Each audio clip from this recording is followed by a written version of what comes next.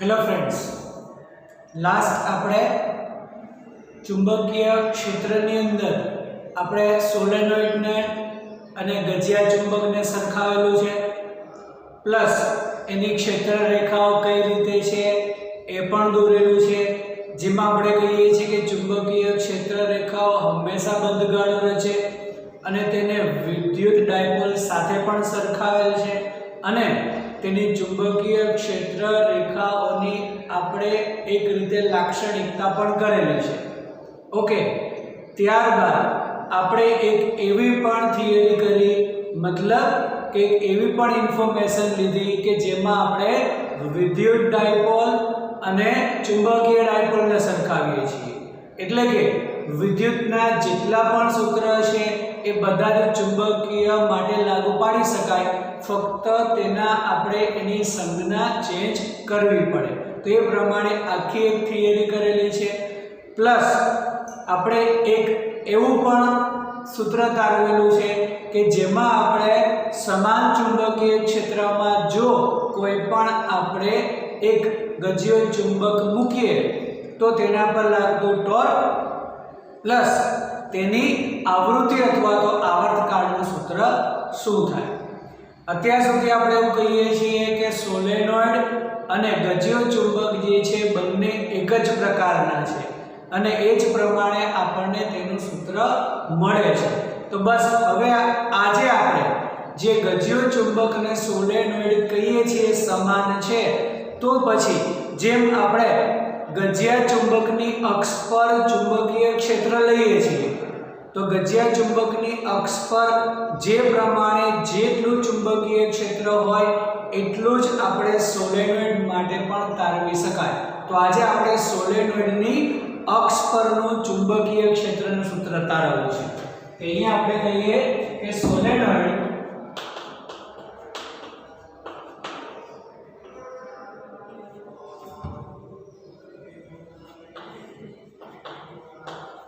અક્ષ પર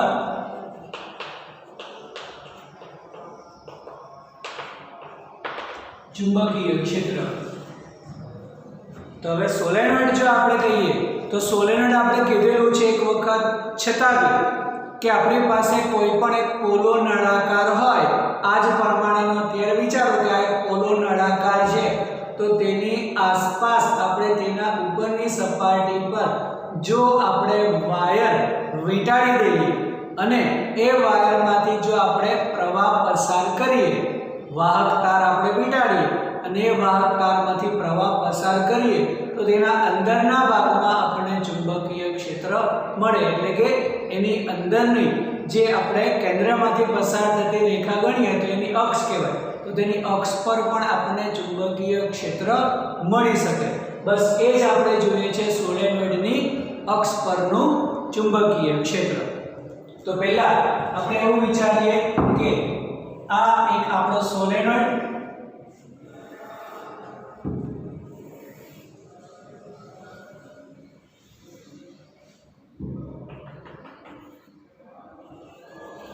સોલેનોઇડનું જે કંઈ પણ કેન્દ્ર આપણે વિચારીએ તેને આપણે ઉદ્ગમ બિંદુ પર વિચારીએ, ત્યારે સોલેનોઇડની કુલ લંબાઈને આપણે 2L કહીએ. જો આગળ આપણે સરખાવેલું છે વિદ્યુત ડાયપોલ, ચુંબકીય ડાયપોલ, જેમ વિદ્યુત ડાયપોલમાં અંતર 2A લઈએ છીએ એ જ રીતે ચુંબક માટે અંતર 2L લેવાનું. તો આખું જે અંતર છે એ કેટલું? 2L જેટલું.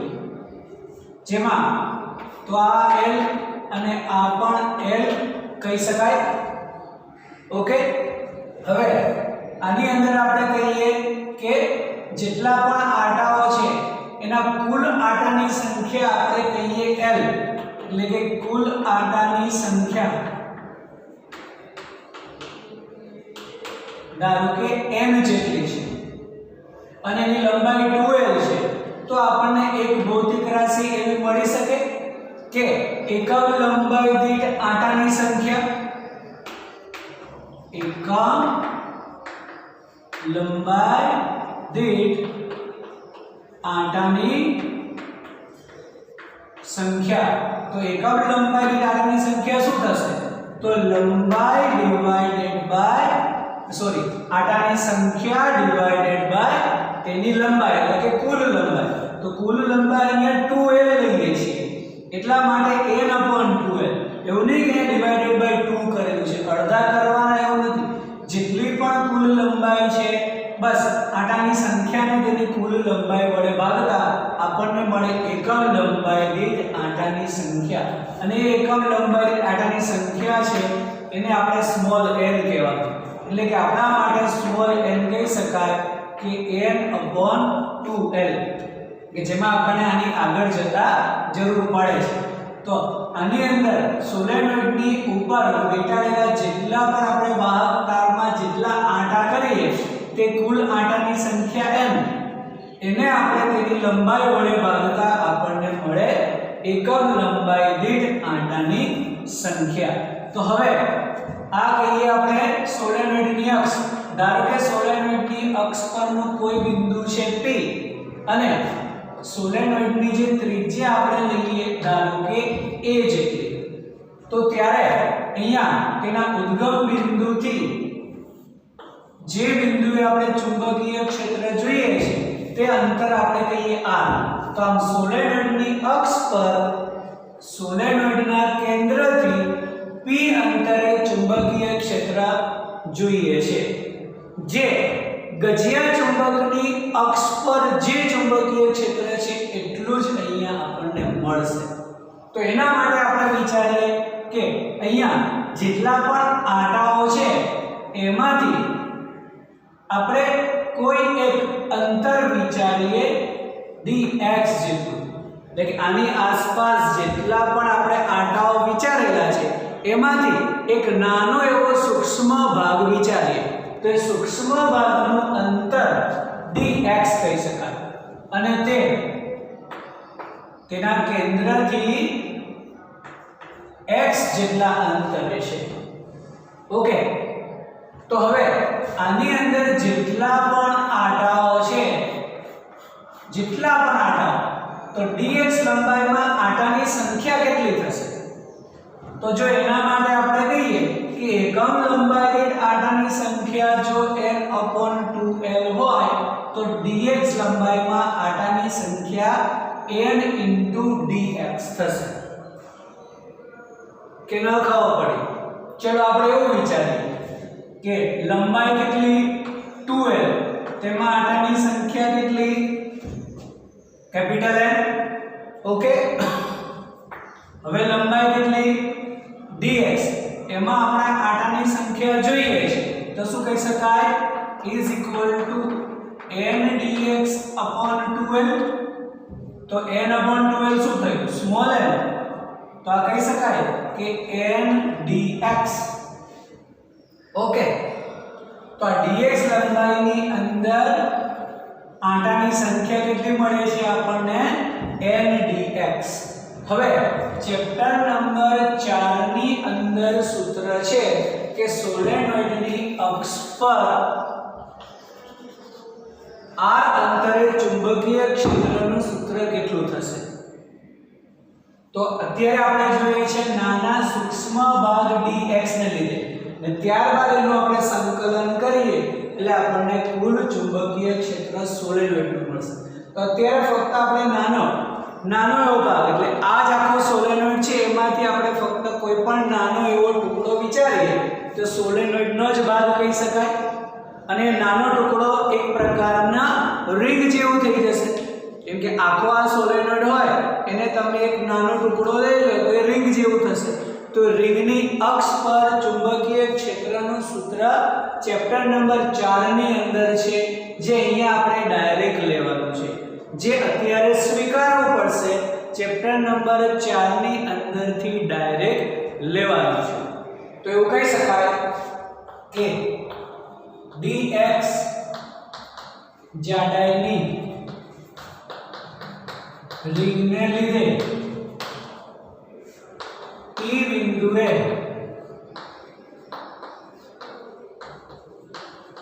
ઉદ્ભવતું ચુંબકીય ક્ષેત્ર તો જેને આપણે ચુંબકીય ક્ષેત્ર મતલબ સિમ્બોલ આપણે કીધેલો છે કે ચુંબકીય ક્ષેત્રને B વડે લખવાનું. આથી થશે આ dB અને એનું સૂત્ર છે કે આંટાની સંખ્યા n μ0 I. તો અહીંયા n તો આંટાની સંખ્યા જે છે n dx થશે એટલે આ થશે n dx. ખરેખર સૂત્ર આ પ્રમાણેનું છે કે ચુંબકીય ક્ષેત્ર છે n μ0 I s² કે જેની ત્રિજ્યા છે તે upon s² + x² rays two 3/2 અને ઇન્ટુ 2 મતલબ n μ0 I s² upon 2 s² + x² rays two 3/2. અહીંયા x એટલે જે જગ્યાએ ચુંબકીય ક્ષેત્ર જોઈએ છે તે આપણા માટે r થશે. તો અહીંયા n માટે કહી શકાય કે n dx કેમ કે આપણે આટલા ભાગનું જ વિચારીએ છીએ અને μ0 I s² upon 2 s² + x² એટલે આ અંતરે જોઈએ છે પરંતુ આ dx જે આપણે વિચારેલું છે એ x અંતરે છે મતલબ અહીંયાથી આ અંતર કેટલું થશે તો આટલું અંતર r છે આટલું અંતર x મતલબ કહી શકાય કે r - x whole square raised to 3/2.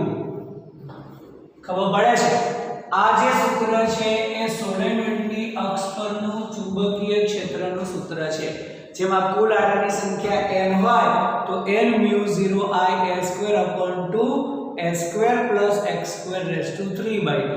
અહીંયા આપણા માટે આંટાની સંખ્યા છે n dx μ0 I s² upon 2 s² plus અંતર આપણા માટે થશે કે અહીંયાથી અહીંયા સુધીનું અંતર થશે r - x તો r - x whole square raised to 3/2. Okay ચલો હવે અહીંયા આપણે એવું કહીએ કે જે અંતર જે છે આ અંતર એ આની સરખામણીમાં ખૂબ જ વધારે છે એટલે પહેલા તો આપણે જે x છે એ ખૂબ જ નાનું છે આથી x ને આપણે અવગણી શકાય. અહીં r is greater than a એટલે કે આ જે અંતરે ચુંબકીય ક્ષેત્ર જોઈએ છે એની ત્રિજ્યાની સરખામણીમાં ખૂબ જ વધારે છે તો પછી આ અંતર તો એના કરતા નાનું જ હશે. તો કહી શકાય કે dB = n dx μ0 I s² upon 2 આને જો આપણે x ને અવગણીએ તો આ થશે r² પ્લસ r² માં s² તો r ખૂબ જ મોટો હોય તો s² ને પણ અવગણી શકાય એનો મતલબ આ થશે r² raised to 3/2. ખબર પડે છે ફરી વખત r greater than x માટે તો જો x નું મૂલ્ય ખૂબ જ નાનું હોય તો એને અવગણીએ તો r² થઈ જશે. a નું મૂલ્ય પણ અવગણી શકાય કેમ કે r ખૂબ જ વધારે છે તો આ પણ અવગણીએ તો r² ની 3/2 મતલબ r નો ઘન થઈ જશે. ઓકે તો આ થયું ચુંબકીય ક્ષેત્ર n dx μ0 I s² upon 2 r ની ક્યુબ. ઓકે ચલો હવે અહીંયા આપણે તેને ચુંબક એટલે કે ચુંબકીય ડાયપોલમાં આપણે કહીએ છીએ કે એની ડાયપોલ મોમેન્ટ ચુંબકીય ચાક માત્રા ગુજરાતીમાં કહેવાય ચુંબકીય ચાક માત્રા ઇંગ્લિશમાં કહીએ ત્યારે ડાયપોલ મોમેન્ટના સ્વરૂપમાં લખવું છે. તો ચુંબકીય ડાયપોલ મોમેન્ટનું સૂત્ર આપણે ગઈકાલે લીધેલું છે. It is n I a. આંટાની સંખ્યા અહીંયા આપણા માટે છે n dx કે અહીંયા રહેલા આંટાની સંખ્યા. બસ અહીંયા હવે આપણે કુલ આંટાની સંખ્યા પણ લેવી પડશે. તો આ જે છે કુલ આંટાની સંખ્યા છે કેમ કે હવે આપણે આખા સોલેનોઇડ માટે જોઈએ છે તો આખા સોલેનોઇડ માટે તો આપણે સંકલન લેવું પડશે અને એ સંકલન લઈએ ત્યારે આપણને કુલ આંટાની સંખ્યા કેમ કે સોલેનોઇડ અહીંયાથી અહીંયા સુધીના કુલ ભાગનું ચુંબકીય ક્ષેત્ર આપણે તેની અક્ષ પર જોઈએ છે વિદ્યુત પ્રવાહ થશે અને આ થશે ક્ષેત્રફળ તો ક્ષેત્રફળ માટે અહીંયા જે સોલેનોઇડ આપણે વિચારીએ તેના આડછેદનું ક્ષેત્રફળ હોય પાઈ s સ્ક્વેર ઓલરેડી છે પાઈ કરવા માટે આપણે એવું કરીએ 2 પાઈ વડે ગુણી દઈએ અને 2 પાઈ વડે ભાગી દઈએ ઓકે તો આ એક સૂત્ર કરી શકાય કે dv ndx μ0I પાઈ s સ્ક્વેર પાઈ વડે ગુણીએ અને પાઈ વડે ભાગી દઈએ તો આ થશે 2 પાઈ r3 ઓકે હવે અહીંયા કુલ ચુંબકીય ક્ષેત્ર માટે આ સૂત્ર યાદ રાખો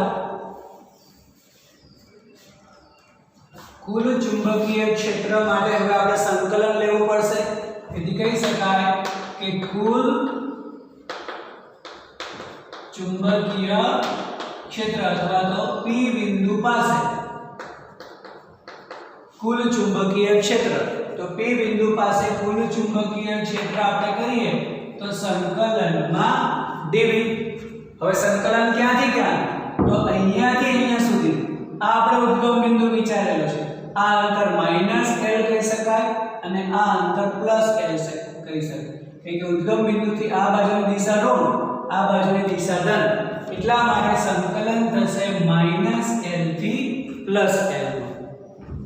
એમાં આપણે બધી જ કિંમતો મૂકી અને જે કંઈ પણ અચળ છે એને આપણે સંકલનની બહાર લખતા જઈએ તો જો એકમ લંબાઈ દીઠ આંટાની સંખ્યા અચળ હોય પછી μ0 અચળ હોય I પાઈ s સ્ક્વેર 2 પાઈ અને અંતર r પણ અચળ છે ફક્ત dx બદલાશે ઓકે તો એવું કહી શકાય કે n μ0 I pi s square upon 2 pi r cube ફક્ત સંકલનમાં dx -l થી +l સુધીનું સંકલન છે તો શું થાય dx નું સંકલન હોય x અને આપણે પછી કહીએ કે upper limit minus lower limit એટલે આ તો એમનું એમ જ n μ0 I pi s square upon 2 pi r cube આ થશે x -l થી +l સુધીનું સંકલન પછી આપણે કહીએ છીએ કે upper limit minus lower limit તો n μ0 I pi s square upon 2 pi r cube અને upper limit minus lower limit તરીકે માઈનસ એટલે માઈનસ માઈનસ પ્લસ l એટલે થશે 2l ઓકે તો આ થયું n μ0 I pi s square upon 2 pi r cube into 2l કે જે આપણે આખી લંબાઈ લીધેલી છે તો એ 2l તો હવે અહીંયા જેમ કહીએ છીએ કે n n/2l તો કુલ આંટાની જે સંખ્યા છે એ n * 2l કહી શકાય એનો મતલબ કે આ n * 2l થઈ જશે કુલ આંટાની સંખ્યા એટલે આ સમીકરણને હું હવે આ સ્વરૂપે લખું કે μ0 બરાબર છે પછી n * 2l આ બંનેને સાથે લખીએ છીએ પછી I આ પાઈ s સ્ક્વેર ને a લખી શકું એનું ક્ષેત્રફળ આડછેદનું ક્ષેત્રફળ પાઈ s સ્ક્વેર એટલે a upon 2 pi r cube તો આ થઈ કુલ આંટાની સંખ્યા ઓકે તો આ થશે કુલ આંટાની સંખ્યા n I અને a તો n I a આપણા માટે થશે ચાપ માત્રા ડાયપોલ મોમેન્ટ ઓકે તો ચલો હવે એ જે છે અહીંયા લખો છું આ વસ્તુ જે છે યાદ રાખવાની છે આ ક્યાંય પણ સ્પેસિફાય કરવાની જરૂર નથી. થિયરી પૂછાય તો તમારે ડાયરેક્ટ અહીંયાથી જ લખવાનું છે. આ જે છે એ યાદ રાખવા માટે છે. ઓકે, તો ચલો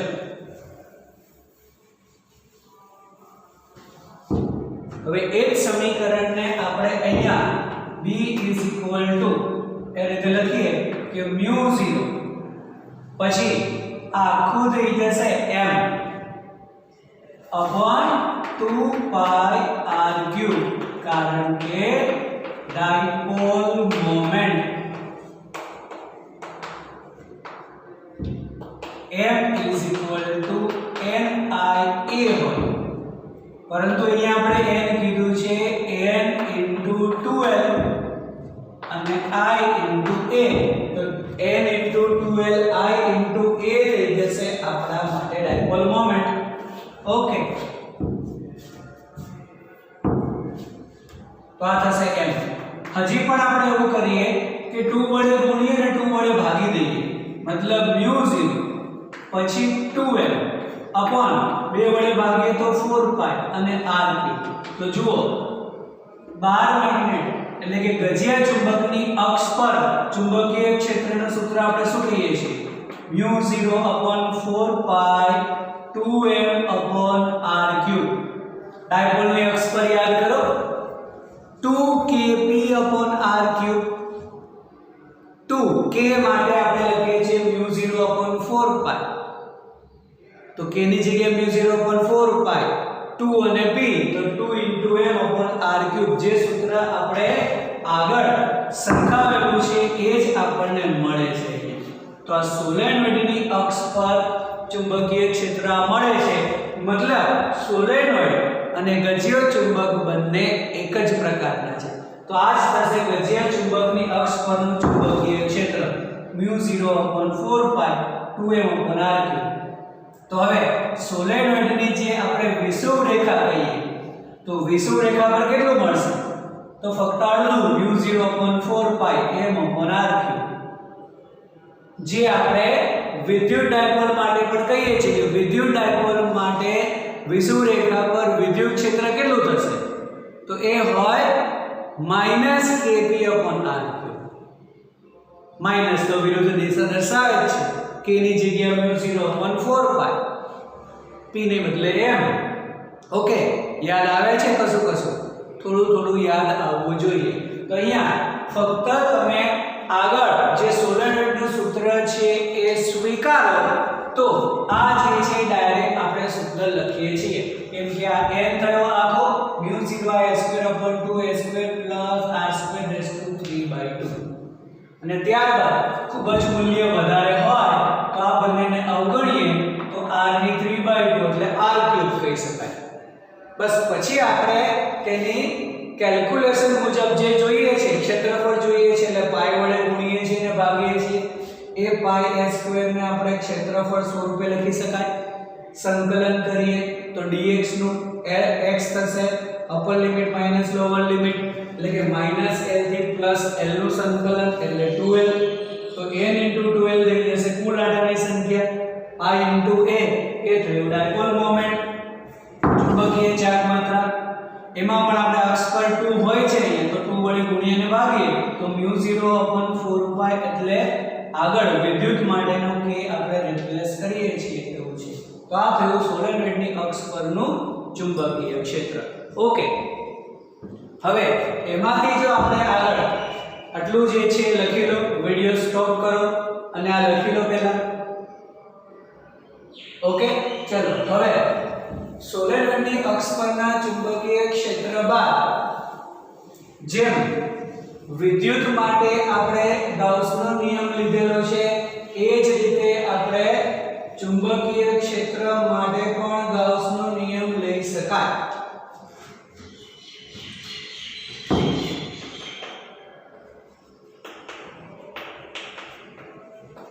તો આપણે એવું કહીએ ચુંબકીય ક્ષેત્ર માટે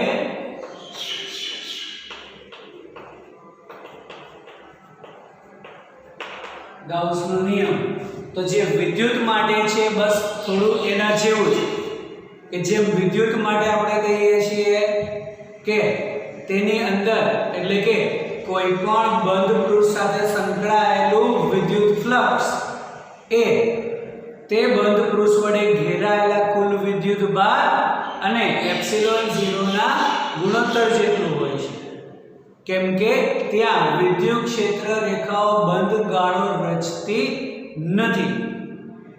અને એમાં એ પણ કીધેલું છે કે જો અંદર ધન અને ઋણ વિદ્યુત ભાર સમાન હોય તો કુલ વિદ્યુત ભાર 0 થશે, ત્યારે કુલ ફ્લક્સ 0 પણ થાય છે. શું કામ ત્યાં કુલ ફ્લક્સ 0 થાય છે? તો ધન વિદ્યુત ભારમાં જેટલી રેખાઓ બહાર નીકળતી હોય ઋણની અંદર એટલી જ અંદર આવે છે, તો બહાર નીકળતી અંદર આવતી રેખાઓની સંખ્યા સમાન, કુલ 0. અહીંયા ચુંબકીય ક્ષેત્ર રેખાઓ હંમેશા બંધ ગાળો રચે છે. એટલા માટે જો આપણે કોઈ પણ એક ગજ્યો ચુંબક વિચારીએ કે એનો n ધ્રુવ, એનો s ધ્રુવ, તો આપણે કહીએ છીએ કે ચુંબકીય ક્ષેત્ર હંમેશા બહાર n થી s અને ચુંબકની અંદર s થી n તરફ હોય છે. આવી ઘણી બધી આપણે બંધ ગાળાઓ દોરી શકાય. ઓકે,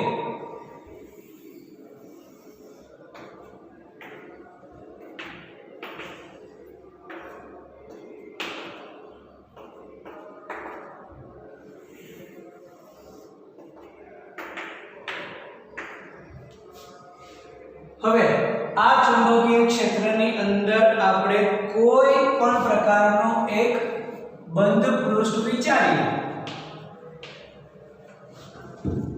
હવે કોઈ પણ સ્થાન પર હોય, તે અહીંયા હોય, આને 1 નંબર આપીએ, આને 2 નંબર આપીએ, આને 3 નંબર આપીએ, કોઈ પણ સ્થાન પર હોય, તો જેટલી ચુંબકીય ક્ષેત્ર રેખાઓ અંદર દાખલ થશે એટલી જ ચુંબકીય ક્ષેત્ર રેખાઓ તેના બીજા પૃષ્ઠ પરથી બહાર નીકળશે.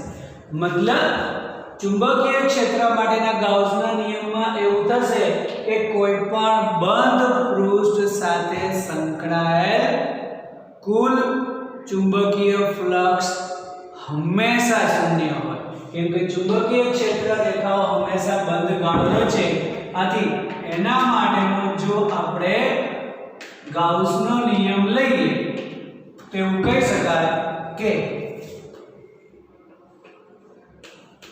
કોઈ પણ બંધ પૃષ્ઠ સાથે સંકળાયેલ કુલ ચુંબકીય ફ્લક્સ ને આપણે phi વડે દર્શાવીએ છીએ. કુલ ચુંબકીય ફ્લક્સ હંમેશા શૂન્ય હોય છે, કેમ કે હંમેશા ચુંબકીય ક્ષેત્ર રેખાઓ બંધ ગાળો રચે છે. બંધ ગાળો રચે તો આપણે અહીંયા વિચારીએ કે જેટલી ક્ષેત્ર રેખાઓ અંદર દાખલ થશે એટલી જ અહીંયાથી બહાર નીકળશે, જેટલી અંદર દાખલ થશે એટલી જ. કોઈ પણ 1 2 કે 3 કોઈ પણ આપણે બંધ ગાળા વિચારીએ, દરેકમાં ચુંબકીય ક્ષેત્ર રેખાઓ અંદર જતી અને બહાર આવતી સમાન હોય છે. આથી કોઈ પણ બંધ પૃષ્ઠ સાથે સંકળાયેલ કુલ ચુંબકીય ફ્લક્સ હંમેશા શૂન્ય હોય. આ ખાસ યાદ રાખો, જે થયો ચુંબકીય ક્ષેત્ર માટેનો ગાઉસનો નિયમ. ચલો હવે આપણે ઇન્ફોર્મેશન લેવી છે પૃથ્વીના ચુંબકીય ક્ષેત્ર વિશે.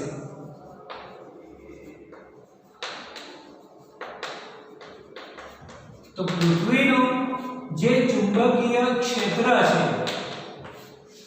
તો એક રીતે એવું કહી શકાય કે પૃથ્વીનું ચુંબકીય ક્ષેત્રનું મૂલ્ય ખૂબ જ ઓછું છે, નિર્બળ ચુંબકીય ક્ષેત્ર છે, 0 નથી. મતલબ પૃથ્વીને ચુંબકીય ક્ષેત્ર તો છે કે જે 10⁻⁵ ટેસ્લાના ક્રમનું છે. આ યાદ રાખો, આ એનો ડેટા છે કે પૃથ્વીનું ચુંબકીય ક્ષેત્ર એ તો કે 10⁻⁵ ટેસ્લા. ટેસ્લા એ થશે ચુંબકીય ક્ષેત્રનો એકમ. તો એ ચુંબકીય ક્ષેત્ર એ 10⁻⁵ ટેસ્લાના ક્રમનું છે. હાલ સુધી કોઈ પણ સાયન્ટિસ્ટે 100% પ્રૂફ કરેલું નથી કે પૃથ્વીનું ચુંબકીય ક્ષેત્ર શેના લીધે છે. ક્યારેક તમે પણ એવી કમ્પ્લેન કરો છો કે આટલું બધું સાયન્સની અંદર રિસર્ચ થયેલું છે, હવે અમારે કરવાનું શું, એવું શું નવું કરીએ તો અમારું કંઈક નામ થાય. તો ચાન્સ છે તમારી પાસે. હાલ સુધી કોઈએ પણ 100% પ્રૂફ આપેલું નથી કે પૃથ્વીનું ચુંબકીય ક્ષેત્ર શેના લીધે છે. તો ચાન્સ છે, આગળ જતા રિસર્ચ કરો અને પૃથ્વીનું ચુંબકીય ક્ષેત્રનું પરફેક્ટ રીઝન શોધી કાઢો, નામ થઈ જશે તમારું મારું બંનેનું, હે ને. તો ચાન્સ છે. એવા ઘણી બધી થિયરીઝ બાકી છે કે જેના હજી આપણી પાસે કારણો નથી. પહેલા એવું વિચારતા કે પૃથ્વીની અંદર એક મોટો ગજિયો ચુંબક છે. એનો મતલબ કે જો આપણે પૃથ્વીને આ સ્વરૂપે વિચારીએ તો તેની અંદર એવું વિચારેલું હતું કે પૃથ્વીની અંદર પણ કોઈ પણ એક મોટો ગજિયો ચુંબક છે જેને લીધે પૃથ્વીનું ચુંબકીય ક્ષેત્ર છે. ખરેખર સમય જતાં તે ખોટું પડ્યું કે એવું કોઈ જ ગજિયો ચુંબક પૃથ્વીની અંદર નથી. તો પાછો ક્વેશ્ચન, તો પછી પૃથ્વીનું ચુંબકીય ક્ષેત્ર છે શેના લીધે? તો એના એક પ્રકાર એના તર્ક ઊભા કરેલા છે. એ તર્ક મુજબ આપણે એવું કહી શકાય કે તેને લીધે હોઈ શકે. અને જો એવું તર્ક તમને કહું ત્યારબાદ તમને પણ એવું લાગશે કે હા આ રીઝન છે એ કંઈક અંશે બરાબર તો છે. ચલો આપણે કોઈ પણ પૃથ્વી આપણી આ વિચારીએ અને એ પૃથ્વી જે છે એની અક્ષની આસપાસ પરિભ્રમણ કરે છે. ધારો કે આ પૃથ્વીની પરિભ્રમણ અક્ષ, તો એ પૃથ્વી જે છે તેની અક્ષની આસપાસ પરિભ્રમણ કરે છે. એ તો ફાઇનલ જ છે. 24 કલાકની અંદર એક આખું પરિભ્રમણ પૂર્ણ કરે છે. બરાબર. ચલો પછી જેમ આપણે પૃથ્વીની સપાટી, આપણે બધા જ પૃથ્વીની સપાટી પર રહીએ છીએ કે અંદર રહીએ છીએ? પૃથ્વીની સપાટીની અંદર રહીએ છીએ? નહીં, આપણે પૃથ્વીની સપાટી પર છીએ. એટલે બધા જ લોકો અહીંયા છે પૃથ્વીની સપાટી. ઓકે, હવે સપાટીથી જેમ અંદર જઈએ તેમ ગરમી વધે છે કે ઘટે છે? પૃથ્વીનો અંદરનો ભાગ ગરમ છે કે ઠંડો છે? ગરમ. બરાબર. આમ પૃથ્વીની અંદર જેમ જઈએ તેમ ગરમી વધે છે. મતલબ પૃથ્વીનો અંદરનો જે પેટાળ ભાગ છે એ ગરમ છે અને એટલા માટે જ્યારે પણ એને ચાન્સ અંદર જે લાવા રહેલો છે, કેમ કે ગરમી વધી જશે એટલે લાવા રહે અને થોડો ચાન્સ મળે તો પૃથ્વીની બહાર પણ આવે છે. ઓકે, તો અંદર જેમ જઈએ તેમ તાપમાનમાં વધારો થાય. એટલે આ જે છે અંદર જેમ જઈએ તેમ આપણે કહીએ કે તાપમાન વધે છે. ઓકે, હવે જે અંદરનો આપણે ગર્ભ ભાગ કહીએ ને, પૃથ્વીનો ગર્ભ, તો પૃથ્વીના ગર્ભના ભાગમાં ખૂબ જ તાપમાન વધારે હશે. એટલે અહીંયા જે છે ટી જે છે એ ખૂબ જ વધારે કહી શકાય. જો તાપમાન ખૂબ જ વધારે હોય તો તેની અંદર જે કાંઈ પણ ધાતુઓ રહેલી છે, કે પૃથ્વીની અંદર ઘણા બધા ખનિજો છે જે આપણને મળે પણ છે, તો અંદર રહેલા જે ખનિજો છે, ધાતુઓ છે, એ તાપમાન વધે એટલે તે પીગળેલ અવસ્થામાં હોય. એટલે ધાતુ જે છે એ બધી કેવી હશે? પીગળેલ અવસ્થામાં. તો પીગળેલ અવસ્થામાં હોય એટલે એક પ્રકારનું લિક્વિડ કહી શકાય. ઓકે, હવે પૃથ્વી જે છે તેની અક્ષની આસપાસ પરિભ્રમણ કરે છે. આથી આ પીગળેલ અવસ્થામાં રહેલી ધાતુ પણ એ પરિભ્રમણ કરશે. હવે પીગળેલ અવસ્થામાં આ ધાતુ છે, તો ધાતુની અંદર મુક્ત ઇલેક્ટ્રોન હોય કે ના હોય? હોય ને. તો ધાતુની અંદર મુક્ત ઇલેક્ટ્રોન, તો જેમ ધાતુ ફરશે પૃથ્વીની સાથે એનો મતલબ ઇલેક્ટ્રોન પણ પરિભ્રમણ કરે છે.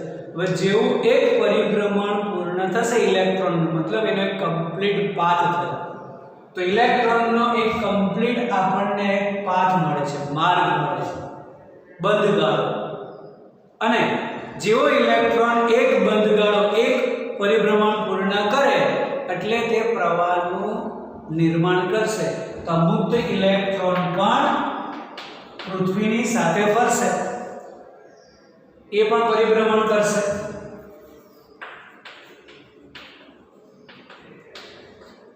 પરિભ્રમણ મતલબ ગતિ. ગતિને લીધે શું રચાશે?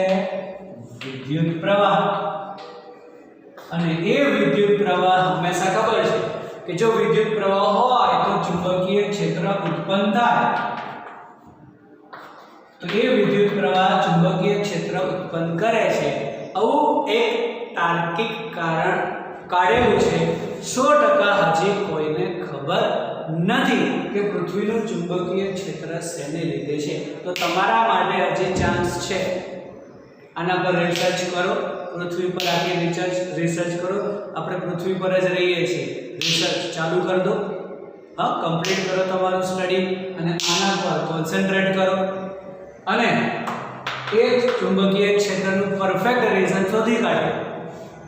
જ્યાં સુધી કોઈ પણ ના આવે ત્યાં સુધી આપણે આટલું તો સ્વીકારવાનું છે. અને આ ચુંબકીય ક્ષેત્ર છે એ 10⁻⁵ ટેસ્લાના ક્રમનું છે એવું પણ મળેલું છે. તો આ એક પ્રમાણે તાર્કિક રીઝન કહી શકાય કે અંદરનું તાપમાન ખૂબ જ વધારે છે, બધી જ ધાતુ પીગળેલ અવસ્થામાં હોય, જે પૃથ્વીના પરિભ્રમણની સાથે ફરે છે અને તે પ્રવાહનું નિર્માણ કરે છે અને એ પ્રવાહ ચુંબકીય ક્ષેત્રનું નિર્માણ કરે. ઓકે, તો આ રીતે પૃથ્વીનું ચુંબકીય ક્ષેત્ર છે. હવે આ પૃથ્વીના ચુંબકીય ક્ષેત્રને રિલેટેડ એક એનો ડેટા છે જે ખાસ યાદ રાખવો. એનું એક મૂલ્ય છે અને મૂલ્ય જે છે ખાસ યાદ રાખવું. ક્યારેક આપણને એવું લાગે કે મૂલ્ય પૂછાતું નથી, પરંતુ હાલ જ હમણાં જ જે ગુજસેટની એક્ઝામ થઈ તેમાંથી જ આ પ્રકારનો ડેટા પૂછેલો હતો. બરાબર છે? તો હું ડેટા પણ યાદ રાખવો. ચલો એ ડેટા માટે આપણે લઈએ તો જે ચુંબકીય ક્ષેત્ર છે, હવે એમાં એ જે પૃથ્વી છે તો એ પૃથ્વીનો જે અક્ષ છે, બરાબર છે, તો એ અક્ષ જે છે એ આપણે કહીએ છીએ પૃથ્વી જે છે થોડી આમ એક રીતે ઢળેલી છે, એટલે કે એની અક્ષ પણ થોડી ઢળેલી છે. એટલે આ જે આપણે અક્ષ વિચારીએ છીએ ખરેખર આ રીતે અક્ષ હોતી નથી. પૃથ્વીની ચુંબકીય એટલે પૃથ્વી જે ધરીની આસપાસ ફરે છે એની અક્ષ થોડી જે છે ઢળેલી છે. તો કેટલા ડિગ્રી એ? તો એની આપણે કહીએ કે ઉર્ધ્વ દિશા સાથે 11.3 ડિગ્રી સુધી ઢળેલી છે, એવું પણ એની અંદર ડેટા લખેલો છે. જો ટેક્સ્ટ બુકમાં આપણે વાંચીએ એવું કહી શકાય કે ડાયપોલની અક્ષ અને પૃથ્વીની પરિભ્રમણની અક્ષ એક રેખસ્થ નથી. બરાબર છે? હાલ એ લગભગ 11.3 ડિગ્રી જેટલી ઢળેલી છે. એટલે આ આપણે પૃથ્વીની ડાયપોલની અક્ષ કહીએ અને આ એની પરિભ્રમણની અક્ષ કહીએ તો તે એક રેખસ્થ નથી, 11.3 ડિગ્રી જેટલી ઢળેલી છે. એટલે એટલું યાદ રાખવું. ત્યારબાદ હવે જે ધ્રુવો છે એમાં ચુંબકીય ઉત્તર ધ્રુવ જે છે તો આપણે કહીએ કે ચુંબકીય ઉત્તર ધ્રુવ. તો ચુંબકીય ઉત્તર ધ્રુવ 79.74 ડિગ્રી નોર્થ અક્ષાંશ પર અને 71.8 ડિગ્રી વેસ્ટ રેખાંશ પર, કે જે કંઈક ઉત્તર કેનેડામાં છે. એટલે આ જે છે ક્યાં છે? ઉત્તર કેનેડામાં. તો ઉત્તર કેનેડામાં એવું કહી શકાય કે ચુંબકીય ઉત્તર ધ્રુવ કયા તરફ? અક્ષાંશમાં 79.74 ડિગ્રી નોર્થ અને 71.8 ડિગ્રી વેસ્ટ રેખાંશ પર છે. ઓકે, એ જ રીતે એક છે એનું ઓપોઝિટ એટલે કે દક્ષિણ ધ્રુવ. તો દક્ષિણ ધ્રુવ ક્યાં છે? તો દક્ષિણ ધ્રુવ છે એન્ટાર્કટિકામાં.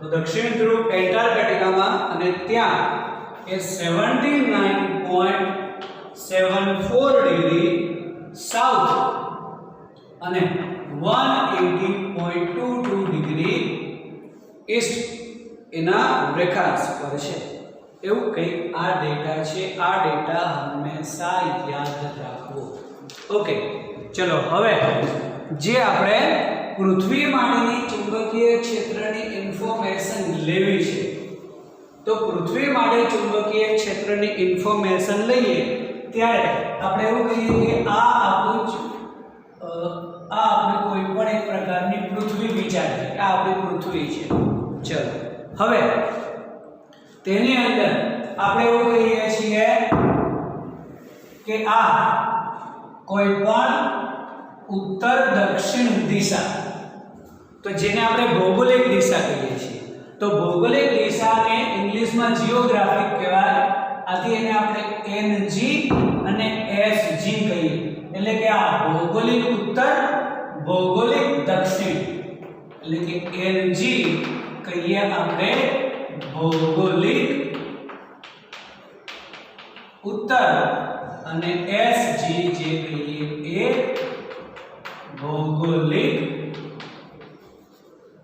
દક્ષિણ ઓકે હવે આપણે કીધું છે કે જે દિશા છે અને જે ચુંબકીય ડાયપોલ છે બંને એક રેખાસ્થ નથી જે પૃથ્વી કહીએ છીએ 11.3 ડિગ્રી ઢળેલી છે ઓકે તો આ એની દિશા તો આ આપણી ઉત્તર દક્ષિણ દિશા છે ભૌગોલિક મતલબ દિશા તો ભૌગોલિક ઉત્તર અને ભૌગોલિક દક્ષિણ એટલે ઉત્તર દક્ષિણ દિશા છે હવે અહીંયા એવું આપણને ખબર છે કે જે સ્થાન પર ઉત્તર દિશા છે ત્યાં પૃથ્વીનો ચુંબકીય દક્ષિણ છે પરંતુ નામ શું અહીંયા ટેક્સ્ટ બુકમાં આપેલું છે ઉત્તર ચુંબકીય ધ્રુવ જ્યાં ઉત્તર દિશા છે ત્યાં એ સ્થાન પર નહીં પણ થોડે દૂર ત્યાં છે ખરેખર પૃથ્વીનો દક્ષિણ ધ્રુવ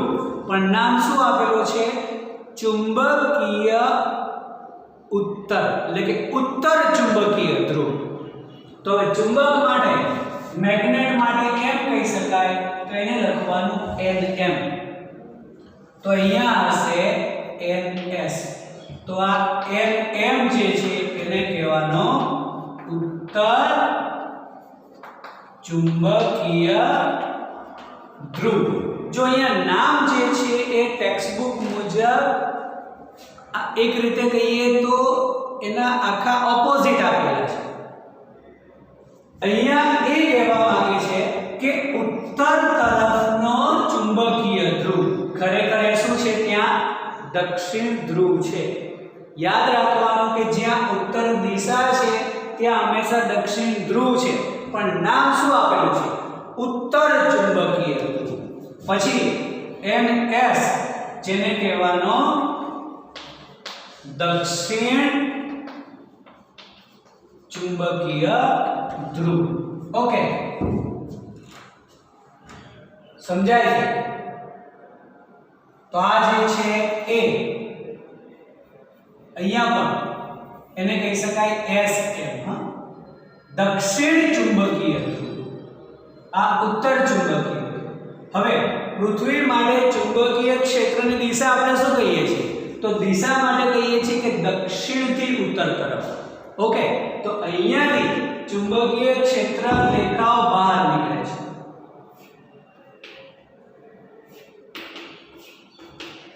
અને અહીંયાથી ફરી અને આમ જશે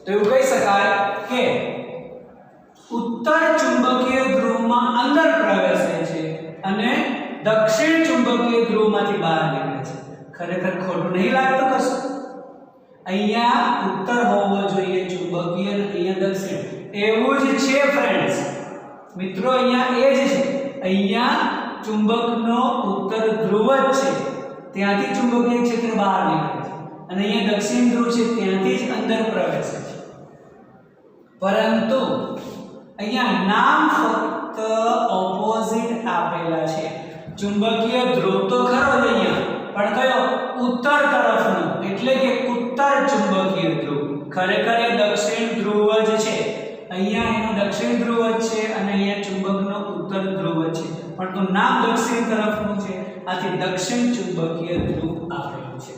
ઓકે, આટલી વસ્તુ હંમેશા યાદ રાખવી અને અંદર જે ચુંબકીય ક્ષેત્ર છે એ આ પ્રમાણે.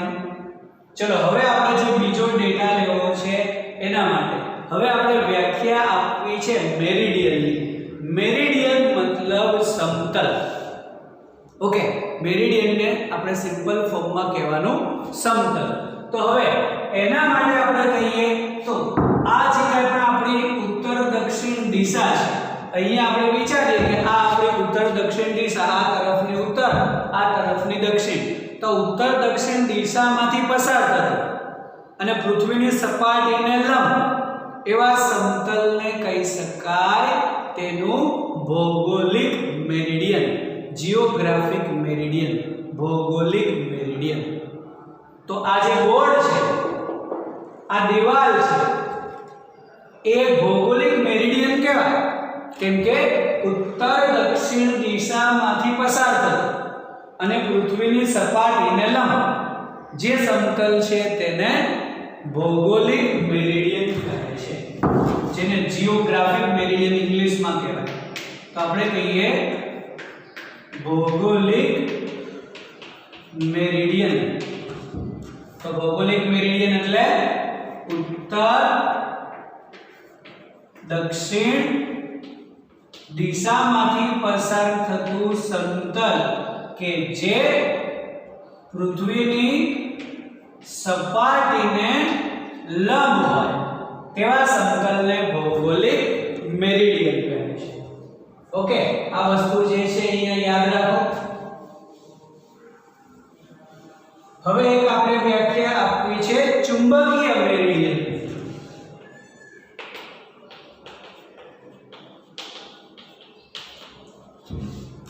તો ચુંબકીય ક્ષેત્ર રેખાઓમાંથી પસાર થતું સમતલ અને પૃથ્વીની સપાટીને લંબ, એટલે અહીંયા આપણે ઉત્તર કહીએ છીએ દિશા, તો ત્યાં દક્ષિણ ધ્રુવ હશે, અથવા તો આપણે કહીએ ઉત્તર ચુંબકીય ધ્રુવ છે પણ થોડો ક્રોસમાં છે, તો ચુંબકીય ક્ષેત્ર રેખાઓ આમ ક્રોસ મળશે. ઓકે, તો આ ક્રોસ જે ચુંબકીય ક્ષેત્ર રેખાઓમાંથી પસાર થતું સમતલ અને પૃથ્વીની સપાટીને લંબ, એટલે ચુંબકીય મેરિડિયન એટલે ચુંબકીય ક્ષેત્ર રેખાઓને સમાવતું સમતલ અને કેવું છે સપાટીને, પૃથ્વીની સપાટીને લંબ એવા સમતલને ચુંબકીય મેરિડિયન.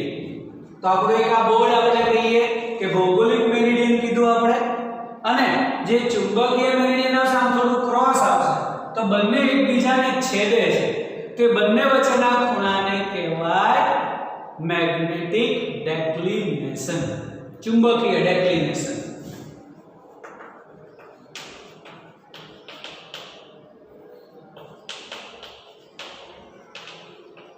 તો એને ચુંબકીય ડેક્લિનેશન એટલે કે એવું કહી શકાય કે ભૌગોલિક મેરિડિયન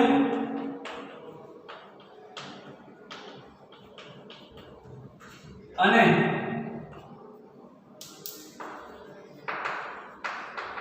ચુંબકીય મેરિડિયન વચ્ચેના ખૂણાને ચુંબકીય ડેક્લિનેશન કહે છે. હવે ડેક્લિનેશન માટેના જુદા જુદા ટેક્સ્ટબુક ની અંદર જુદા જુદા સિમ્બોલ્સ છે. આપણી ટેક્સ્ટબુક મુજબ ડેક્લિનેશન નો સિમ્બોલ ડી છે. ક્યારેક તમે બીજી રેફરન્સ બુક જોશો તો એના માટેનો સિમ્બોલ થીટા આપેલો છે.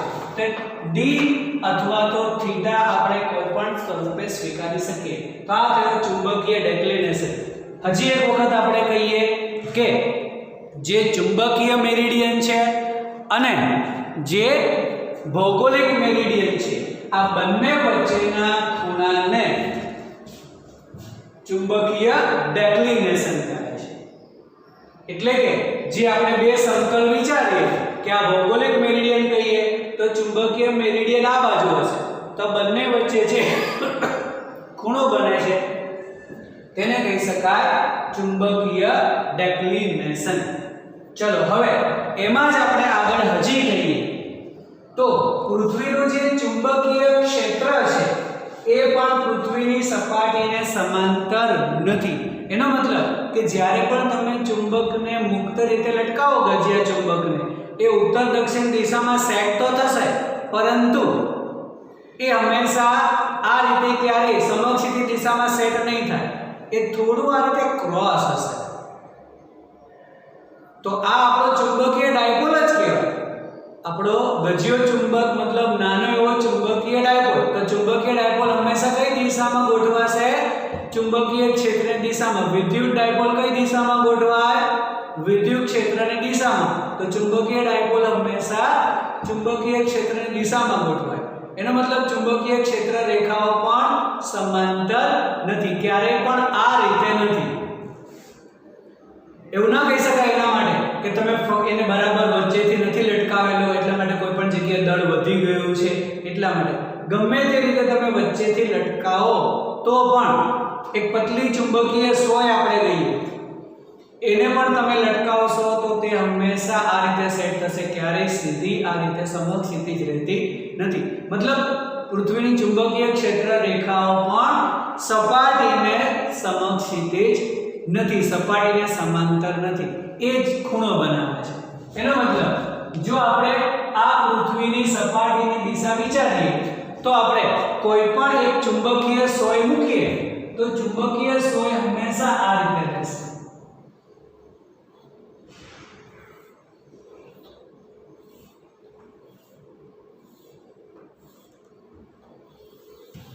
આ ચુંબકીય ક્ષેત્રની દિશા. તો આ સમક્ષિતિજ દિશા. તો પૃથ્વીની ચુંબકીય ક્ષેત્ર રેખાઓ પણ સપાટીને સમાંતર નથી. તો આ ખૂણાને કહી શકાય તેનો ડીપ એંગલ.